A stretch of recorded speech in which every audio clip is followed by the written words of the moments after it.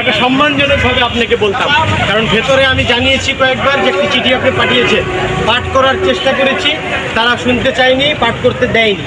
আমি আমার নৈতিক বোধ থেকে এবং আমার সংগঠনের প্রতি শ্রদ্ধা রেখে, আর আজকে যিনি সভাপতি তিনিও একদিন সাবেক হবেন, আমাদের সাবেক সভাপতি যিনি 8 বছর সভাপতি ছিলেন, তাকে যদি আমরা সাবেক হওয়ার পর অসম্মান প্রদর্শন করি, তিনি রাস্তায় দাঁড়িয়ে থাকবেন, তাকে ভদ্রতা সুলভ তার দাবিটাও করে শোনানো যাবে না, তাহলে আমরা যখন একসময় পদে থাকবো না, আমাদের প্রতি কী অসম্মানটা করা হবে, তাহলে তো এটা আমরা বুঝতে পারি।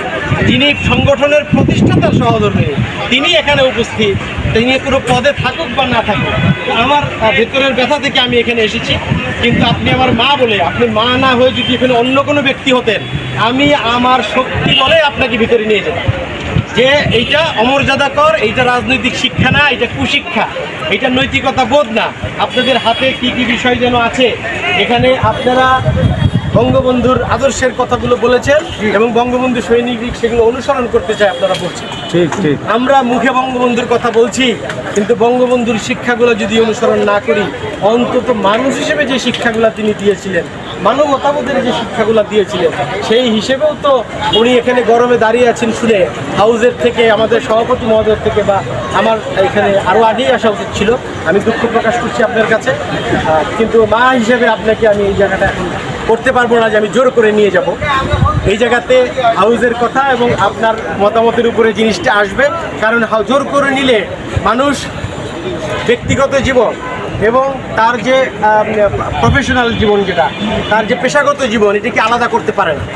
আপনি আমার ব্যক্তিগত জীবনে মা, কিন্তু এই পেশাগত জীবনেও আমার একটা দায়িত্ব আছে, এই সংগঠনের সভা পরিচালনা করা।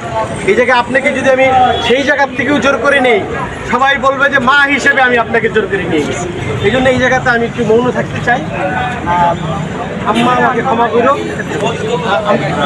হাউস তো ওনাকে নিয়ে যাবো। আচ্ছা, আমরাই তো নিয়ে যেতে পারি। আচ্ছা, আমরা আপনাদের অনুরোধ জানাচ্ছি, আপনি ভিতরে আসেন, ভিতরে বসেন, গরমে ছিলেন, আপনি অনেকক্ষণ গরমে ছিলেন, এই চিঠিটি আপনি নিয়ে দেন, সভাপতির হাতে দেন, সভাপতি সাহেবের হাতে দেন, সভাপতি মহোদয়ের হাতে প্রদান করেন, এবং পরবর্তীতে আপনি কিছুক্ষণ বিশ্রাম নিয়ে চলে যান, বা যেভাবে আপনার সুবিধা। আপনাকে আমন্ত্রণ জানাচ্ছি, ভিতরে আসেন,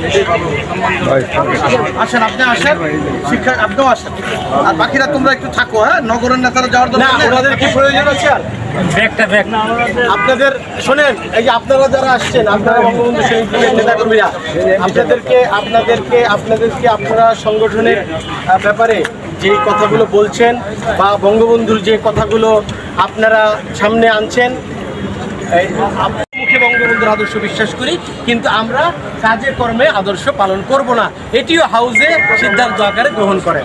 আমি এইটা বলবো, এতটুকু আমার কাউকে আমরা জোরাজুরি করতে পারবো না। আপনাদেরকে ধন্যবাদ।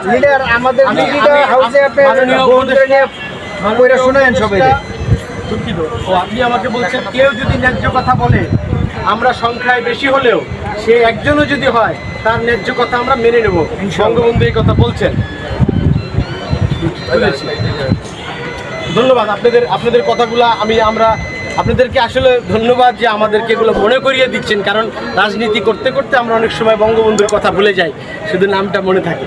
আমরা এগুলো পালন করার ব্যক্তিগতভাবে আমি করার চেষ্টা করি, আমরা সকলে করার চেষ্টা করব। মাননীয় উপদেষ্টা, আপনার সাথে যারা এসেছেন তাদেরকে আপনি যদি বিদায় দিয়ে দেন, তাহলে আপনি কি নিয়ে আমরা ভিতরে যেতে পারি।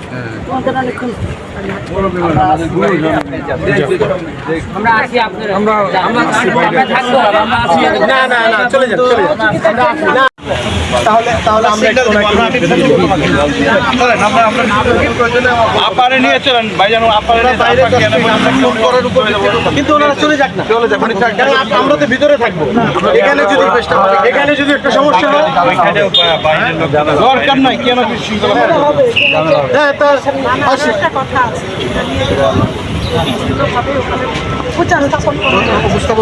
এই জন্যই তো আসলাম।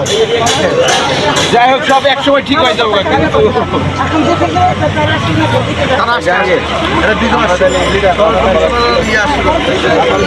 আপনারা চলে যান, আমরা দাঁড়াইলাম।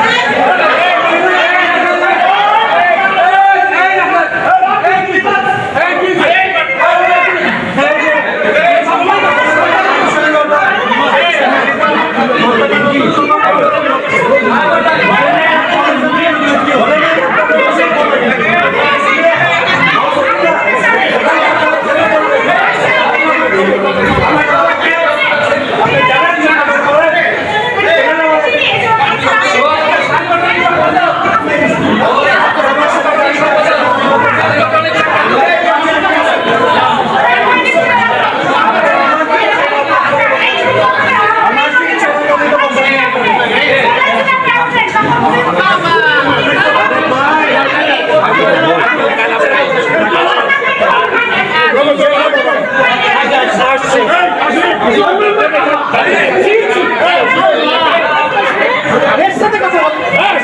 আমি বলছি আপনার উপদেষ্টার দরকার নেই।